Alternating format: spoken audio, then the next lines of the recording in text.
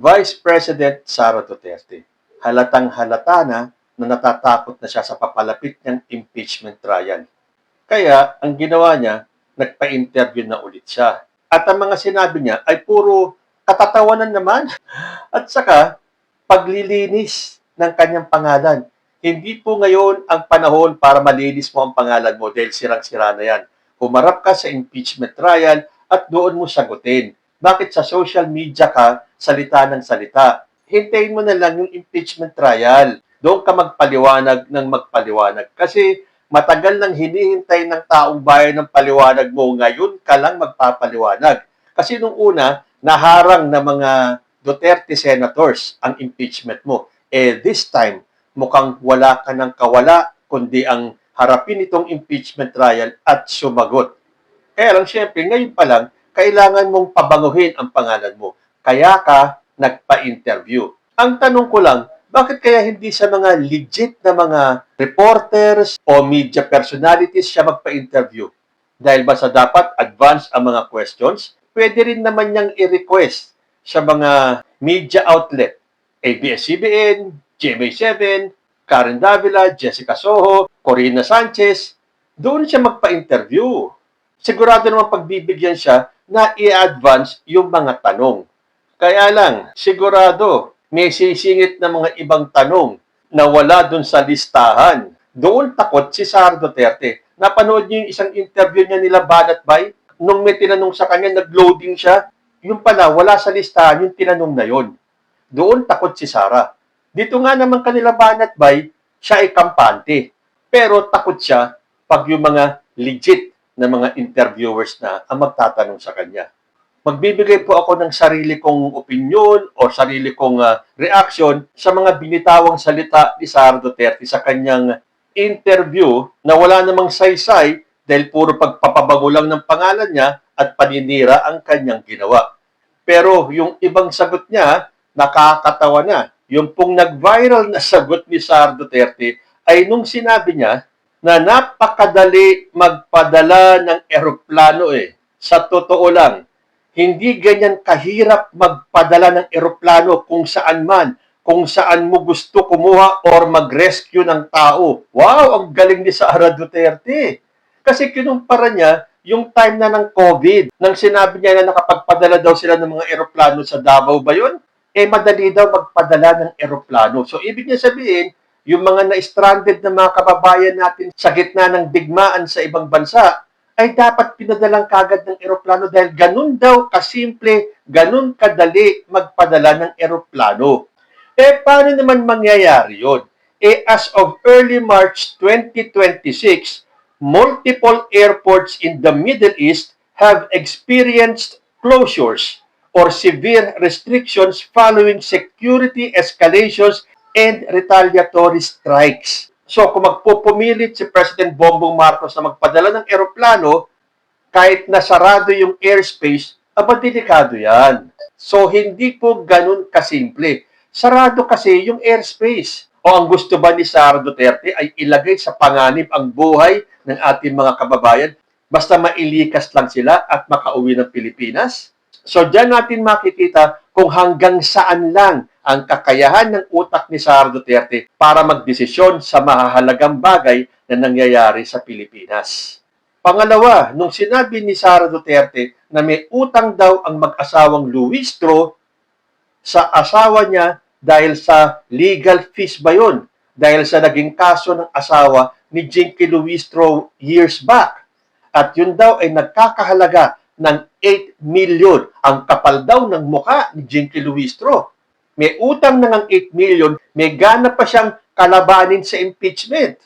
Pero sumagot sa kanya si Congressman Jinky Luistro. Sabi po dito, Representative Luistro has challenged this claim, urging Duterte to show the receipts and prove the existence of the debt, questioning where the amount originated and noting that she is willing to settle any legitimate legal fees if backed by documentation.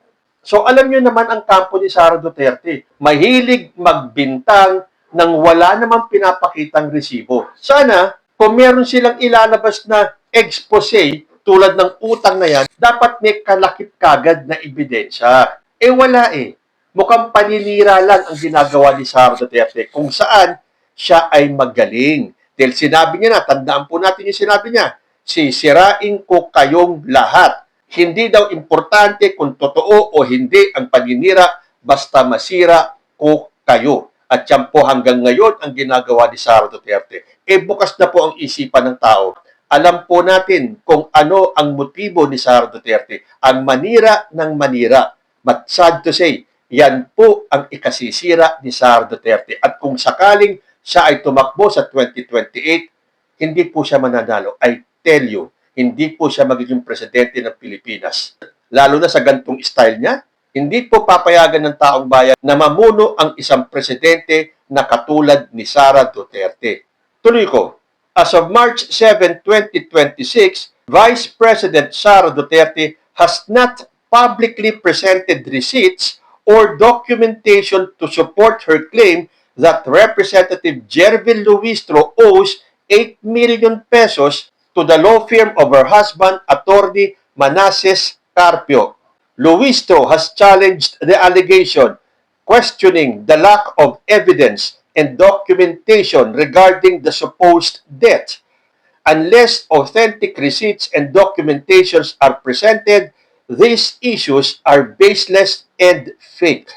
Pero nakita nyo naman, tagumpay ang Sara Duterte. Kalat na po sa internet na may utang ang mag-asawang Luistro sa mag-asawang Duterte at ang kapal ng mukha nitong si J.K. Luistro na imbestigahan siya sa kanyang impeachment case.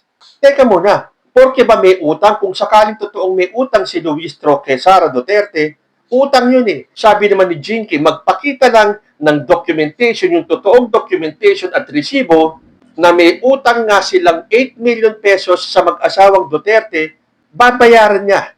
Pero hindi nangangahulugan na iuurong niya itong impeachment case ni Sara Duterte. Magkaiba po yan. Yung utang pwedeng bayaran, pero itong impeachment case dapat harapin. So ano bang gusto mangyari ni Sara Duterte? Porque may utang, kung totoong may utang itong si Luistro sa mga Duterte, kalimutan na yung impeachment? See the logic of Sara Duterte? May utang ka sa akin 8 million eh, tapos paiimbestigahan mo ako? Ganun pala yun. So kahit na ikaw ay may ginawang napakalaking krimen, pero may utang na loob sa iyo yung mag-iimbestiga, huwag ka nalang imbestigahan.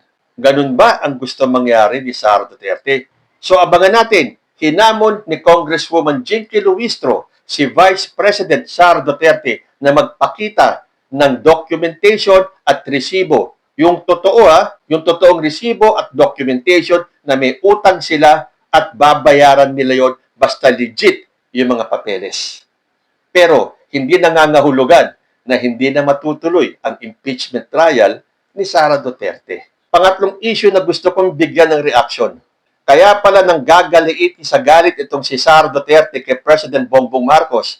Sabi kasi ni Sara, Marcos lied about not knowing impeach efforts against me. Nagsinungaling daw si President Bongbong Marcos at hindi sinabi kay Sara na alam ni Bongbong Marcos yung impeachment efforts laban sa kanya.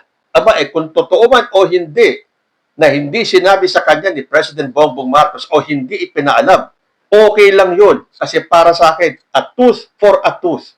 Ano bang ginawa ni Sara Duterte nung hindi pa siya kumakawala sa gabinete ni President Bongbong Marcos? Natandaan nyo, yung galing siya sa isang event ng Unitim, pagkatapos dun nung hapon, nandun siya sa rally ni ex-President Rodrigo Duterte, kung saan minura-mura ni Digong si President Bongbong Marcos at tinawag na adik bangag. Tapos makikita mo, naghahagit-gikan si Sara Duterte at si Amy Marcos. Yun ay nung bati pa si Amy sa kasi Bongbong, O, bakit hindi ipinaalam ni Sara Duterte kay President Bongbong Marcos na may plano pala ang pamilya niya na pabagsakin si Bongbong Marcos? Hindi nga ba't may mga bali-balita na 3 buwan pa lang silang nakakaupo sa pwesto nila ay inumpisahan na yung kanilang planong pabagsakin si President Bongbong Marcos? Ano ba ang pruweba doon? Bago pa man magsimula ang kampanya, nagpalabas na ng intriga si Digong na meron daw isang presidentiable na nagko-cocaine, na isang drug addict. Nakalaunan ay sinabi niyang si Bongbong Marcos at si Bongbong daw ay weak. To think na yung anak niya katandem ni Bongbong Marcos sa Uniteam. Doon pa lang nagduda na ako eh. Something is amiss. Kaya nga for the first time sa aking alaala, ngayon lang nagkaroon ng sitting president na hindi inendorso yung kandidatong nakahanay sa kanya. O hindi ba? Uniteam. Bongbong Marcos, Sara Duterte magkatandem. Sino si Sara Duterte? Anak ni Digong. Inendorso ba niya ang Uniteam? Hindi. So doon pa lang, may balak na sila. Ngayon sasabihin ni Sara Duterte, Marcos lied about not knowing impeach efforts. Pero di ba, nung binabalangkas ang impeachment case na yan, anong sabi ni President Bongbong Marcos? Ayaw niya ng impeachment. At isa pa, separate po ang trabaho ng executive sa legislative. So kung nagplano ang House na ipa-impeach si Sara Duterte, at kahit na ayaw ni President Bongbong Marcos, wala po siyang magagawa dahil meron po silang separation of powers. At sinabi ko na sino ba ang unang hindi nagpaalam sa isa't isa kung ano ang mga plano niyo sa buhay? Plano ng mga Duterte. At alam ni Sara Duterte, alam ni Amy Marcos yun, na gusto nilang pabagsakin si Bongbong Marcos. Ano ang gusto ni Sara Duterte? Maupo lang si President Bongbong Marcos sa isang tabi at panoorin kung paano nila planuhin pabagsakin si Bongbong Marcos. Masyado niyong minamaliit si President Bongbong Marcos mula nung nagpalabas ng intriga si Digong na weak daw si Bongbong Marcos. O ano ngayon? Weak? Nasaan ang tatay mo? Nasaan si Kibuloy? Asan kayo ngayon? Pabagsak na ang Duterte brand at lumalabas na lahat ng baho ng pamilyang ito. So ngayon, siyempre, lilinisin ni Sara Duterte ang pangalan niya. But sadly, too late na. Doon ka na sa impeachment trial magpaliwanag. Doon mo sabihin lahat ng sinasabi mo. Unless, meron na namang gagawing hakbang ang kampo ni Sara Duterte para haragin ang lahat. Tulad na ng itong 18 ex-marines na to, na lumitaw sila na kung ano-ano mga kasinungalingan. Halatang halata na po ang kanilang mga kasinungalingan. Basta lang mapabagsak si President Bongbong Marcos para lang harangin ang impeachment. Pati yung mga kongresista, pinadalan daw ng mali-maletang pera, pero look around social media, ang dami na pong nagde-debunk niyan. At yung pang-apat na gusto kong bigyan ng reaksyon, itong sinasabi ni Sara Duterte, ang gusto talaga nila si Martin Romualdez for president para susunod siya kay BBM. Nasa gabinete ako noon. So, hindi nila ako maatake ng derechahan. At sinabi pa niya na ang utak daw ng impeachment ay si Martin Romualdez. O ano ngayon? Kung talaga bang ka-impeach ka Masyado ka kasing nagmagaling. Akala mo maitatago mo yung iyong mga anomalya. Hindi. Hindi umubra kay Martin Romualdez kung totoong siya man ng utak. At kung siya man ng utak, bakit hindi? Siya ang Speaker of the House. At kung may nakita sila mga dahilan para ka-impeach, gagawin nila yan. Tapos sasabihin mo, si Martin Romualdez kasi ang gusto magpresidente. Lucas talking. Sino ba ang nagdeklarang tatakbong presidente sa 2028 pa ha? 2 taon pa yun mula ngayon.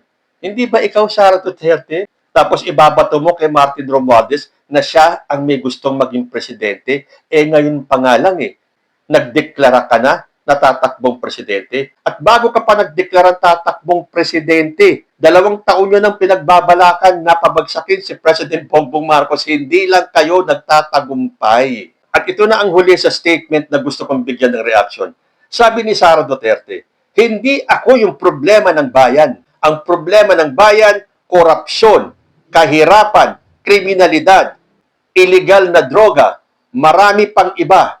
Ako ang problema ng makabayan, ng administrasyon ni BBM, ng asawa ni BBM mismo, ng anak ni BBM. Sabi pa niya, yan yung sinasabi ng taong bayan ngayon. Bakit tayo nakatutok sa paghabol kay Inday Sara? O nakita nyo na style ni Sara Duterte. Taong bayan na naman daw ang nagtatanong bakit nakatutok kay Sara Duterte. Last year pa yan. Tandaan natin, 80% ng mga Pilipino gustong panagutin si Sara Duterte at harapin niya ang kanyang impeachment trial.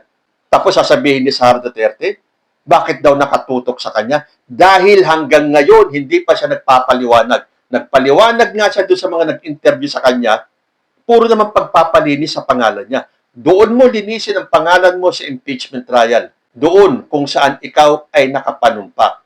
At kung sasabihin ni Sara Duterte na hindi daw siya ang problema ng bayan, kundi siya ang problema ng administrasyon ni BBM, ng asawa ni BBM, ni BBM mismo at ng anak ni BBM, majority ng Pilipino, ikaw ang tinuturong problema dahil kayo ang sumisira sa bansang ito.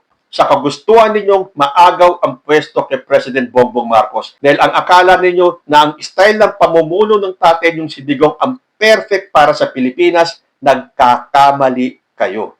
Kaya nga may mga statement kayo magkakapatid na lilinisin ninyo yung sinira ni Bongbong Marcos, na aayusin ninyo yung mga pagkakamali ni Bongbong Marcos na ginawa sa bansang ito. Ginagawa na po ni President Bongbong Marcos dahil sa totoo lang, kayo ang sumira sa Pilipinas. Kayo po, sang-ayon ba kayo na ang problema natin ngayon ay ang mga Duterte? Comment lang po down below and I will see you in my next video. Diyos ti Agmina.